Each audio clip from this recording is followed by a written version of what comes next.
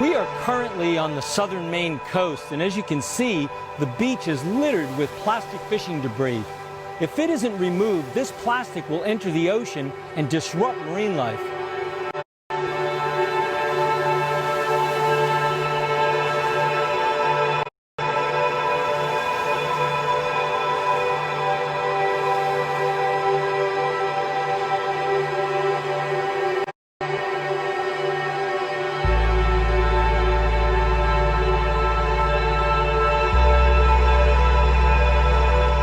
I rarely saw plastic in the sea, but today I see it on nearly every dive that I make.